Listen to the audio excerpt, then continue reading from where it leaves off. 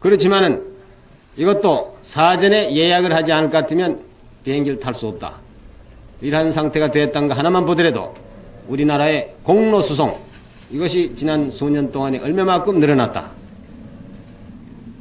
하는 한 가지 좋은 예가 될 것입니다.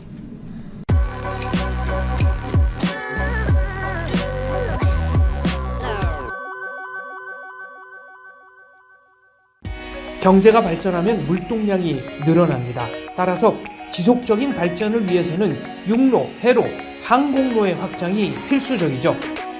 1970년에는 5.16 전에 비해 우리나라의 물동량이 몇 배 이상 증가했습니다.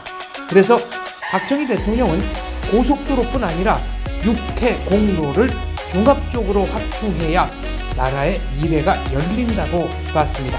비행기 얘기도 하시네요. 5.16 당시 서울과 제주도를 왕복하는 항공편은 주 2회가 전부였습니다. 1970년 4월에는 하루 7번 왕복으로 늘었습니다. 지금은 어떨까요? 서울, 제주 왕복 노선은 2024년 현재 하루 평균 219편이 왕복합니다. 전 세계 항공 노선 중 1위의 수요를 자랑하는 전 세계에서 가장 바쁜 노선입니다.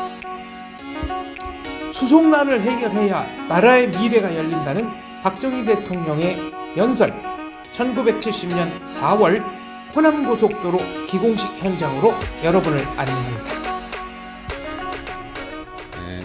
경제가 급속히 성장을 하고 산업이 나날이 늘어나면 여기에는 당장 일어나는 현상이 있습니다.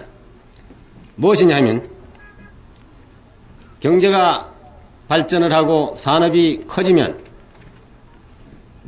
사람과 물자의 이동이 급격히 늘어나는 것입니다.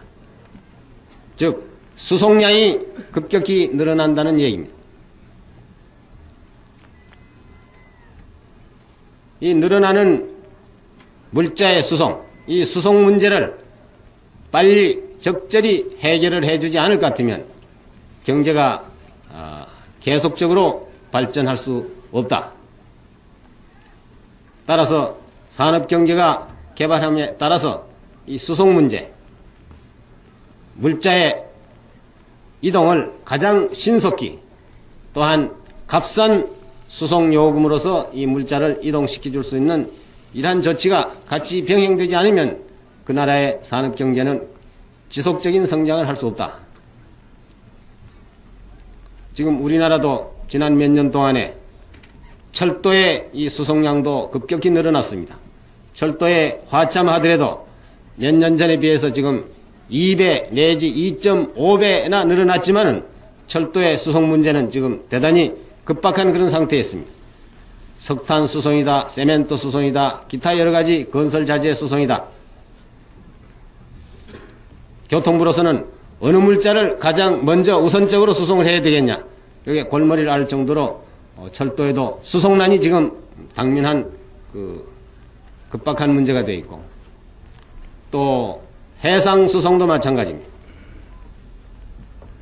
우리나라가 외국과 여러 가지 거래를 많이 하고 수출을 하고 수입을 하고 외국과의 물자의 이 수송량이 급격히 늘어났습니다.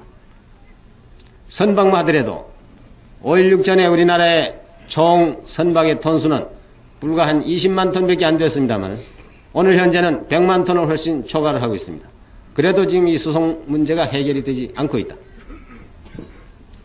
선박만 가지고 문제가 해결이 되는 것이 아닙니다. 항만을 개수를 해야 되고 또 확장을 해야 되고 또 육지에 올라온 물건은 육로로 철로로 이것을 빠른 시간 내에 수송할 수 있는 이러한 수단이 강구되어야 된다. 공로도 마찬가지입니다.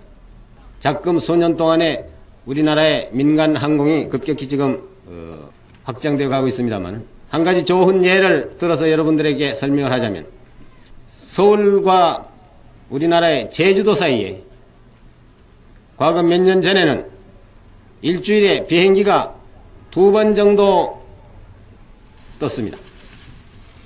화요일 또는 목요일 이런 식으로 떴는데도 그 당시에는 손님들이 적어서 항공회사에서 이것을 계속 이 비행기를 취항시킬 필요가 있느냐 없느냐 해서 때로는 안 갈 때도 있고 일주일에 한 번 뜰 때도 있고 이런 상태였는데 지금은 서울 제주 간에 하루에 칼 회사에서 우리 항공기가 7번씩 가고 7번씩 돌아오고 이렇게 지금 비행기가 많이 뜨고 있습니다. 그렇지만은 이것도 사전에 예약을 하지 않을 것 같으면 비행기를 탈 수 없다. 이러한 상태가 되었다는 거 하나만 보더라도 우리나라의 공로 수송 이것이 지난 수년 동안에 얼마만큼 늘어났다 하는 한 가지 좋은 예가 될 것입니다.